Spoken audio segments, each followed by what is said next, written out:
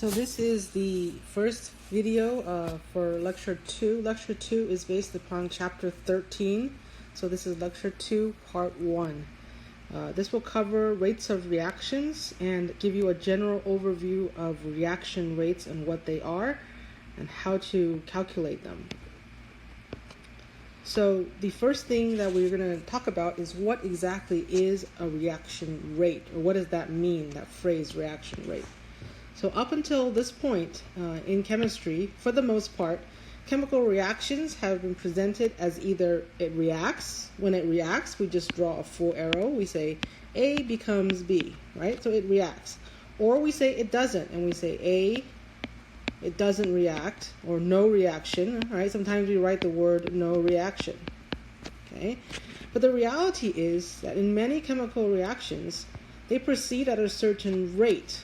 Okay, and another way to think of rate is think of speed, right?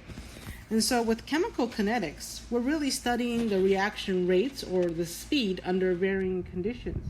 So we say the reaction does proceed, but what affects how fast this reaction is going to go forward, okay? And some of these factors are listed here.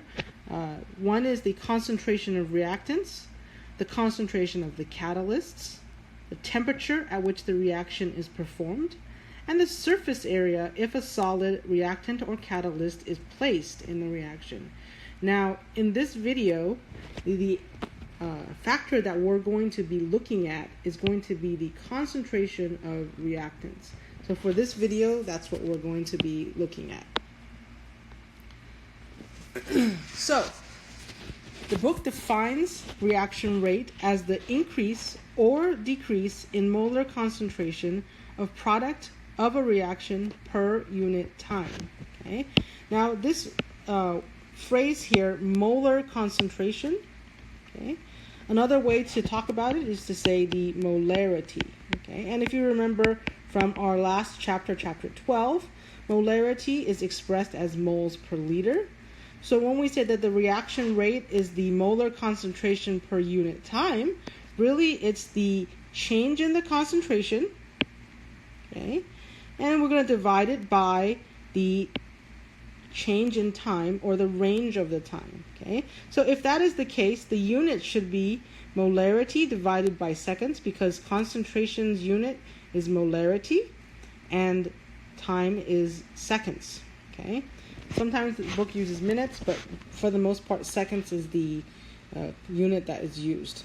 So sometimes the book will write moles divided by liters times seconds, but moles per liter is just capital M, so these two units are the same. Just as a reminder, square brackets used to express molarity are often used, so oftentimes we'll say the square brackets here of O2 really means the concentration of O2 in units of molarity. Okay? So when it comes to these reaction rates, the larger the reaction, the longer it takes. But how quickly the reaction progresses depends on the rate. Okay? So really, if you have a reaction and you have this much material that you would like to react, okay, it might take, 5 minutes. Okay? 5 minutes. Okay? So if you change this reaction and you say, same material, but I'm going to double the amount of material, then it should take approximately 10 minutes. Okay? The total time it takes depends on how much material.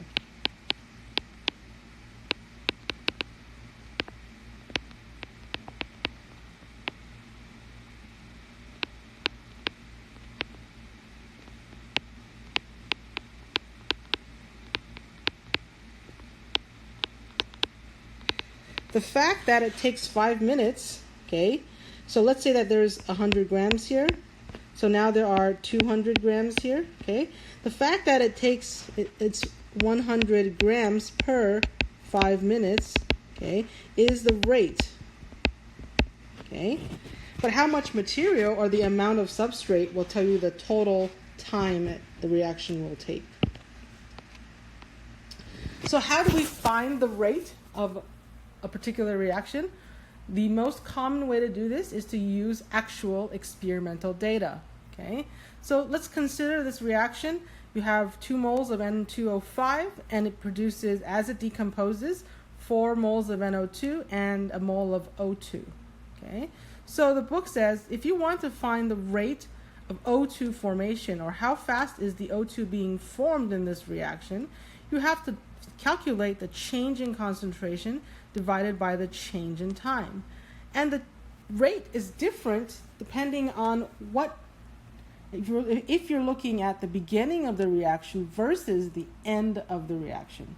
Okay, if you're looking at this graph here, the y-axis is the concentration, the x-axis is the time. If that is the case, the change in concentration over the change in time is really the rise over the run, right? The change in the concentration is really the rise, and time is the run, right? So really, this rate calculation is really the slope of the line, right? Okay. So if you're looking at it, the slope here at the beginning of the reaction, or how steep it is, right? The slope is how steep, is very different from the end of the reaction, right? The slope or the steepness is very different. So if you calculated it, let's calculate the rate at the very beginning from 600 seconds to 1200 seconds. That's here at the top of the chart here, okay? So you're going to take the 2 concentrations and find the difference. So that's going to be 0.0036 minus 0.00, there's an extra 0 here, 21. And you're going to divide it by the difference in time, so 1200 minus 600 seconds, okay? And the math comes out to 2.5 times 10 to the minus 6 moles per liter seconds. Another way to write that is m over s. It's the same thing, okay? Oh, one more thing you should note is that sometimes the book writes s, or 1 over s, as s to the minus 1, so you can write m to the s to the minus 1, because 1 over s is the same thing as s to the minus 1. They're the same, right? Okay.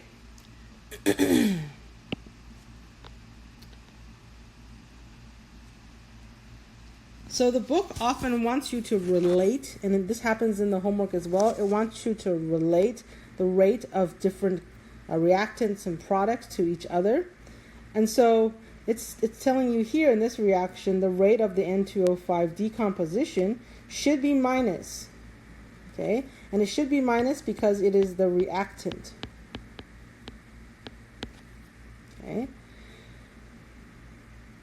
However, for every 2 moles of N2O5 that is consumed, only 1 mole of O2 is produced, because in front of this number here, in front of the O2 is a invisible 1, right, that we don't write, but it's there. So for every 2 moles of N2O5, 1 mole of O2 is produced. So really, the rate of O2 formation is equal to half of the rate of the N2O5 that is decomposed. Another way to say that is for every 1 mole of O2, a half mole of N2O5 is consumed. Okay, so when it is produced, it is a plus. That's why this is positive. So for every 1 mole of O2 produced, half a mole of N2O5 is consumed. Okay? The fact that it is produced means that it is positive. The fact that it is consumed, because it's the reactant, means that it is negative. Okay? All right. Hopefully that makes sense.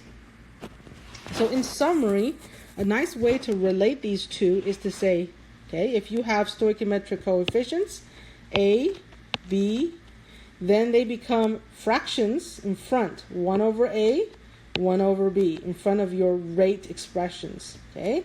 If it's a reactant, notice, if it's a reactant, okay, then you should have a negative sign, okay?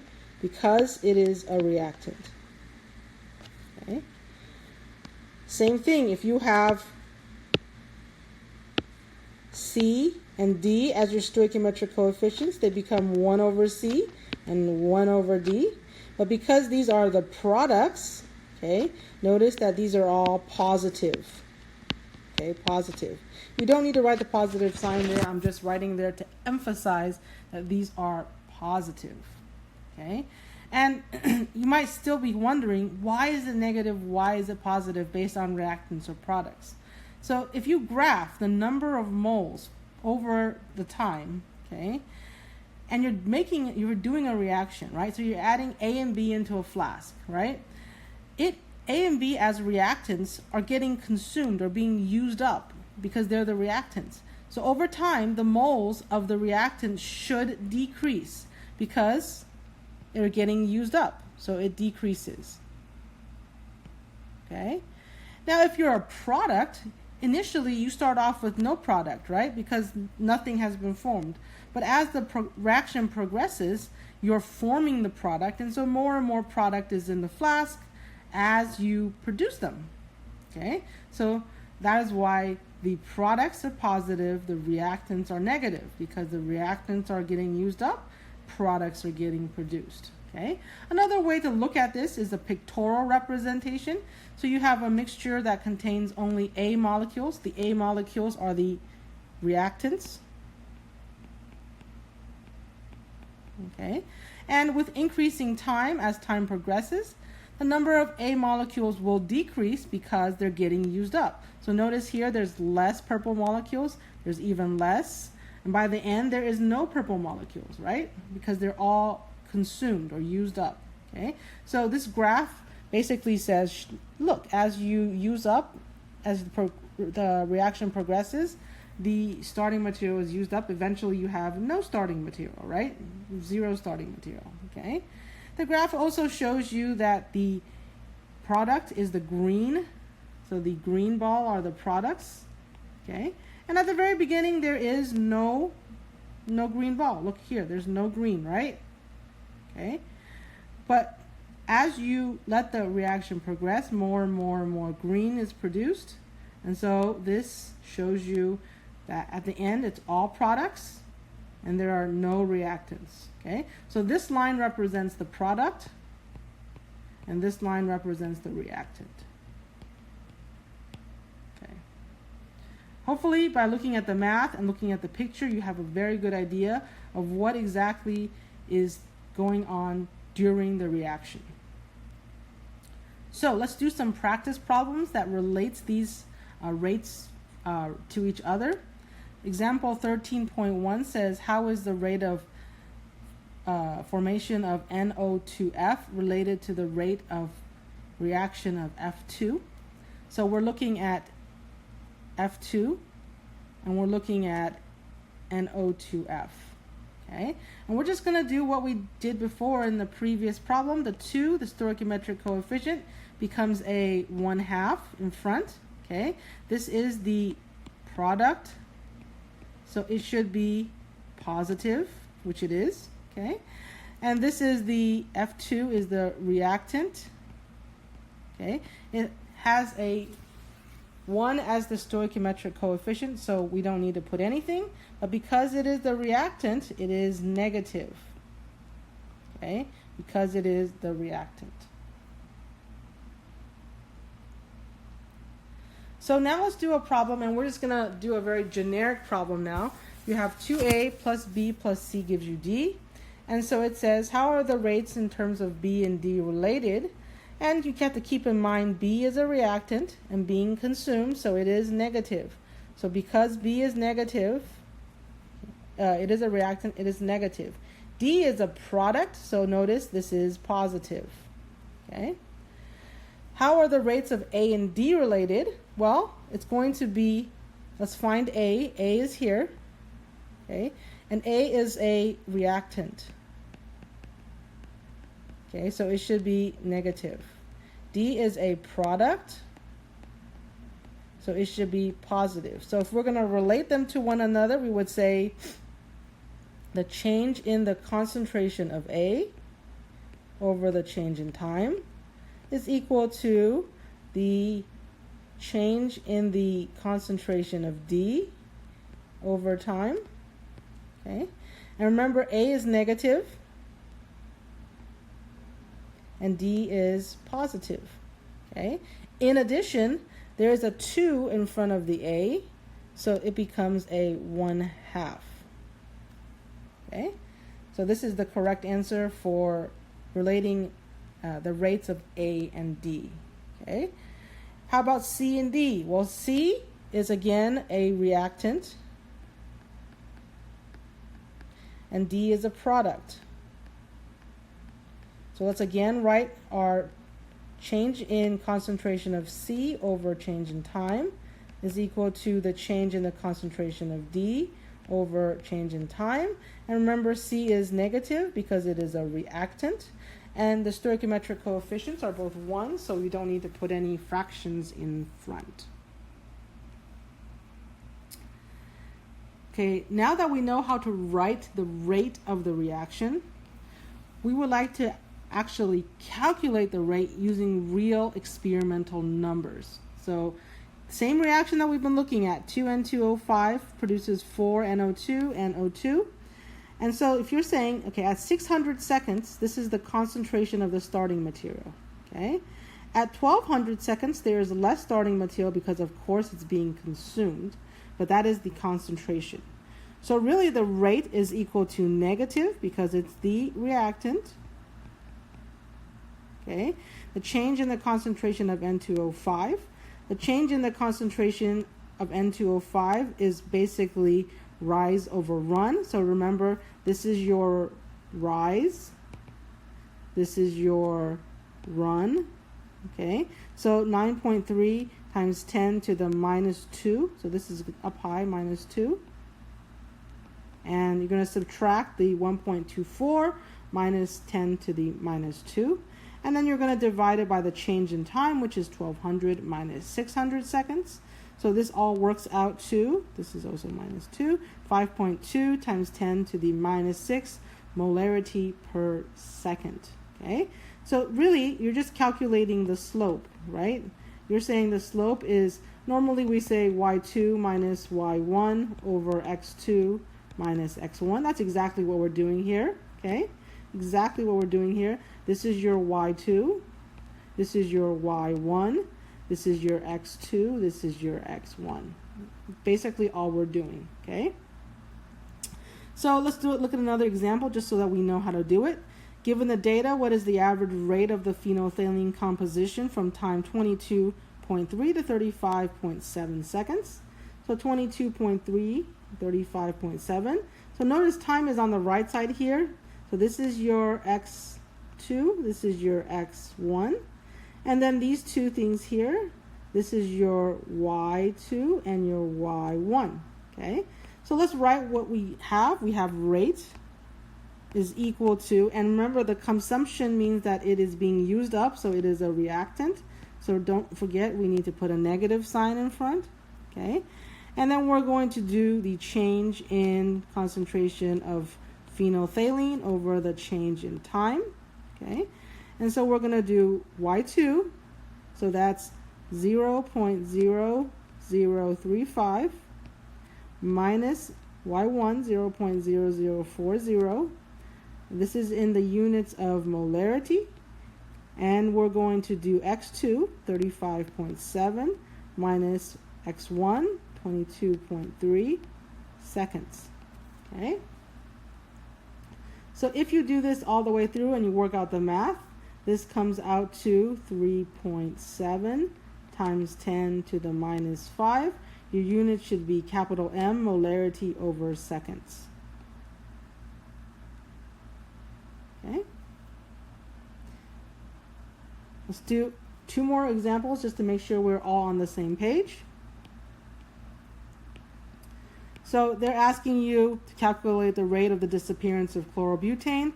Chlorobutane is this guy here, okay? And they want you to calculate it between 0 and 50 seconds. So here's 0 and 50 seconds. This is the time. This is the concentration. Remember, the concentration is always your Y. So Y2, Y1, x2, x1 we're calculating just like if we're calculating the slope, right? So we say the rate is equal to, and it's again the reactant, so it's minus,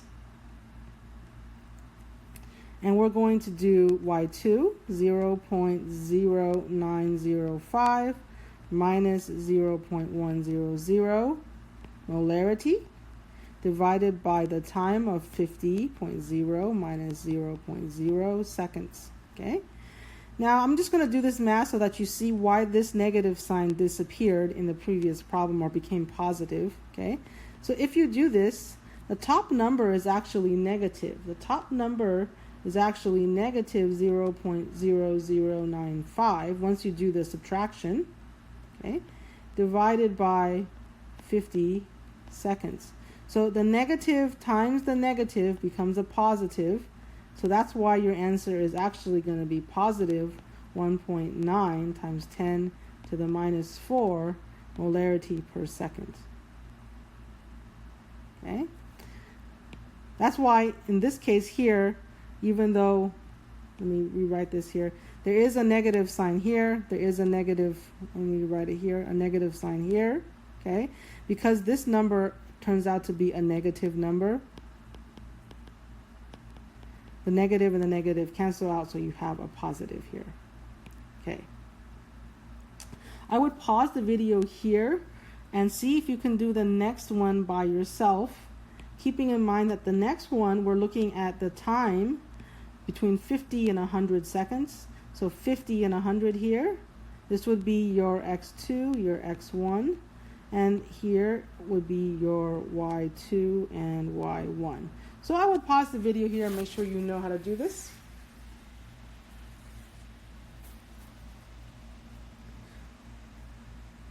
Okay, so hopefully you have tried this out yourself. So I'm just going to quickly do it. Rate is equal to negative, and we're going to do y2, 0.0820 minus 0.0905 molarity over the seconds of 100 minus 50 seconds. Okay, this comes out to negative, and then this number is negative 0.0085 over 50 seconds. And again, the negative and the negative cancel each other out, become positive. So your answer is 1.7 times 10 to the minus 4 molarity per second. Okay. Notice this number is smaller than this number. Okay. The rate of consumption has actually decreased.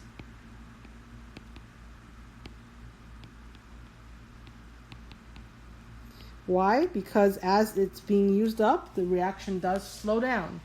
As you have less and less starting material, the reaction does slow down in terms of its rate. All right, last but not least in this video, there are 4 ways to determine the concentration at specific time intervals. You might be wondering as you're listening to the video, where are they getting these experimental numbers? How do they come up with these concentrations in those tables that we've been using? Well, there are 4 ways, and depending on how much money you have and depending on the kind of substrate that you're looking at, okay, you can choose an appropriate equipment. Okay, so titration is the easiest and the cheapest way to do this. With titration, if you have an acid, you want to know the concentration of acid, you just add the base, and over time you can see when the reaction is neutralized and back calculate to figure out what is the concentration. If you were in my 151 class here at Gateway, most likely you did a titration of acetic acid and determined the concentration of acetic acid in vinegar. Okay, all that you really need is the equipment and some phenolphthalein. Phenolphthalein is extremely cheap as an indicator, so it's $1 sign. Okay. Now, if your reaction produces a gas, like this reaction here, it produces 5 moles of gas. Okay. The more gas you produce, the higher the pressure. So the more gas you produce, the pressure sensor will read a higher and higher pressure, and so you can correlate the pressure to the moles that are being produced and therefore calculate the concentration. This is fairly cheap. The gas sensor, the pressure sensor is fairly cheap. It's a couple $100. So $2 signs. Okay. Now if you have a liquid, so notice here this one is an aqueous solution. So you have a liquid and the product is colored. In this case, the IO minus is blue at 400 nanometers. Then you can actually do an absorbance spectroscopy experiment. Basically, you have a container and it's filled with a blue solution. So the more IO minus you produce, the more that you produce, the darker blue it is. Okay, and so you take light and you shine light through this. You have a light source, okay, and you shine it, and not all the light will pass through because the dark blue solution will absorb it. And so you measure how much light is actually passing through the solution, okay? And so the less light that passes through, the more concentrated, because it is more dark blue, okay? Just think about if you have Kool-Aid, right? The more concentrated you have Kool-Aid, the darker red it is. If you shine a flashlight through that solution, the more concentrated it is, the less light will pass through it. And so you're just basically measuring how much light will pass through it to determine what is the concentration. The last way we can determine a concentration, this is especially useful if everything in your reaction is clear and colorless, then you can't use the absorbance spectroscopy. Neither can you use a pressure sensor if everything is aqueous, no gas is being formed. The best way to do that in that case is to use nuclear magnetic resonance. It measures the amount of hydrogen, and so how tall that peak is corresponds to how much hydrogen there is, and how much hydrogen there is in that sample will tell you what is the concentration. We will use nuclear magnetic resonance in the last lab of this semester, okay? But for the most part, because we use a lot of colored solutions, we're going to be using absorbance spectroscopy, okay, in the lab a lot. In fact, in the lab number 2, which we will be doing very shortly, we will be using this very equipment. It costs about $300 to buy one of these, so I say $3 signs. It's fairly expensive, but it's not as expensive as the nuclear magnetic resonance, which costs approximately $50,000. So lots and lots of dollar signs. All right, that's the end of this video, Lecture 2, Part 1 on an introduction to reaction rates. I would stop the video and go ahead and start the homework and do the first couple of problems. And then after you're done with those, you can go ahead and watch the next video. So I'm going to stop the video here.